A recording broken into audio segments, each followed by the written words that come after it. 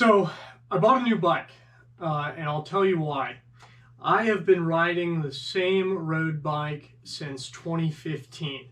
It is the bike that got me into road cycling, that got me into cycling in general, and 5 years later, I guess 6 years now because it's 2021, it was time to upgrade. The pandemic has been a crazy time in the bike world. Finding bikes out in the market is almost impossible. So what I did is I went online after tons of research and found a company called Ribble out of Lancashire, England. So what they do is direct to consumer, and it's high quality bikes.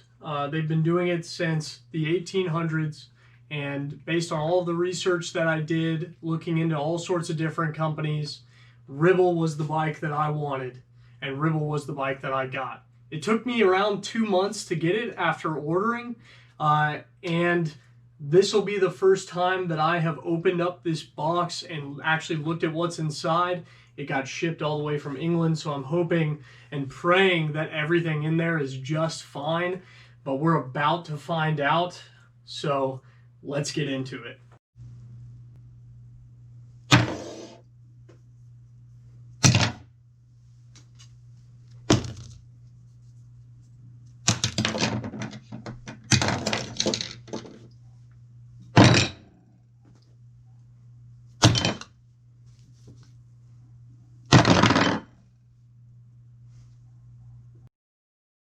The unpacking of the bike took an embarrassingly long time to complete, but I wanted to show how the bike came packed, so instead I sped it up and I'm going to give a quick history of Ribble cycles that I found on their company blog. The Ribble story starts in 1897. During these latter stages of the 19th century, bicycles had evolved from the plaything of wealthy young men into a serious mode of transport. The large and ungainly penny farthings had given way to the safety bicycle. This safety bicycle forms the template for the design of every bike that we ride today. It was amidst this time of the Industrial Revolution that an enterprising gentleman with a passion for cycling and all things bikes set up shop in small premises on Water Lane, Preston. From here he began the fabrication of steel bicycle frames. Drawing inspiration from the river which flowed outside the new premises, the choice of the name Ribble was an obvious one. Flowing through some of the best cycling country in the UK, the River Ribble weaves its way through areas of outstanding natural beauty, including the Ribble Valley and Trough of Bowland, before reaching the sea within view of Water Lane. As demand for this exciting, new, and relatively affordable mode of transport grew, by 1913 Ribble had developed into a fully fledged family-run business. Throughout the early 20th century, the family continued to handcraft high-quality steel frames. In 1949, ownership passed to a second family from Preston who continued with the now established business of handcrafting steel frames. Ribble cycles passed into the hands of a further Preston family in 1985. Whilst under their leadership, the company continued the evolution from a manufacturer of steel frames into a market-leading direct-to-consumer brand. This era saw the birth of mail order within the cycling industry, and Ribble quickly established itself as a leading exponent of this new form of retail.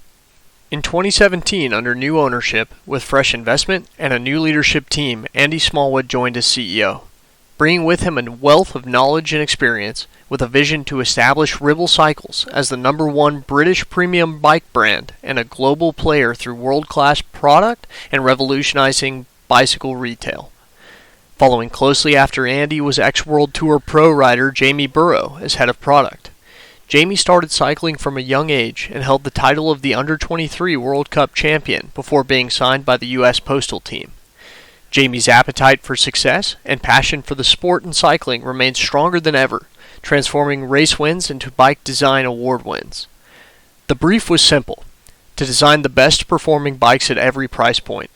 This was achieved by utilizing cutting-edge R&D processes, technology, and materials combined with the very latest construction techniques. Being passionate cyclists themselves, the new Ribble team understands that no two cyclists have the same needs, and therefore customization and personalization is vital.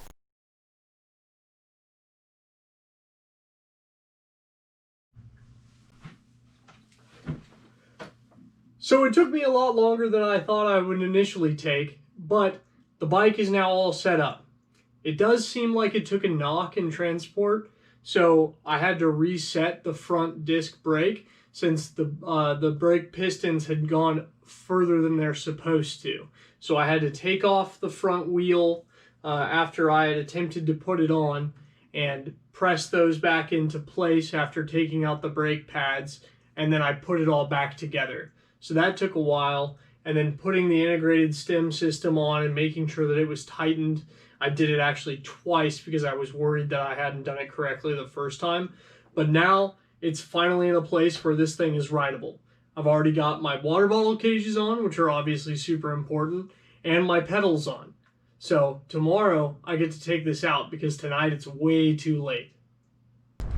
All right, so we are officially on the first ride on the new bike. Thank goodness. I'm really wanting to take this down maybe a hill and then up another hill, see how it goes. But it definitely feels real nice so far.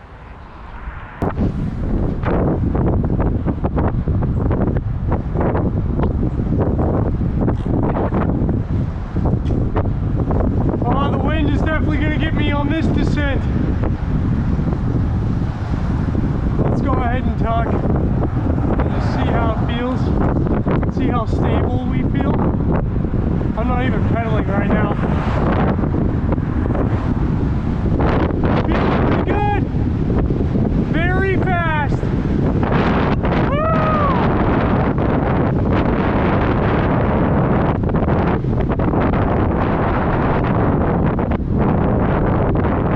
It is a very different ride than my old bike, I'll tell you that. My old bike did not feel stable at high speed. Alright, this is the other side of that downhill. I gotta go back up. The grade's probably like 4% if I remember correctly. So not too bad.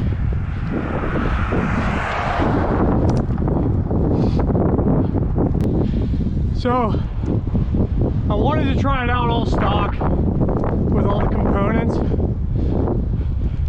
but I do own a Physique Antares saddle that I bought to get rid of some saddle soreness during long rides. It's got a relief channel, and I wanted to try out just the stock saddle that they have on this, which is a Pro Logo saddle. I think it's a Kappa RS, maybe an R5. And I'm gonna be honest with you, I wish I had that relief channel, because I can get a lot more aggressive with my position on this bike. And that causes me to put a lot more pressure on certain areas of my undercarriage. And having a relief channel in your saddle takes care of a lot of that. So I'll have to make that change tonight before I go on anything this weekend. Anything longer than just the basic test ride that I'm going on today. You know, it's not a bad ride. It's just I've already paid for the upgrade that I'll need. So it feels a ton better. So we're about to ride past Bike World, which is one of the local big bike shops. I come here for a lot of components and tubes and whatever. There's a great guy working here who does bike fits named Tim. Real smart guy. They sell a lot of Trek bikes, which I was not particularly interested in for a gluttony of reasons. But still, great local bike store.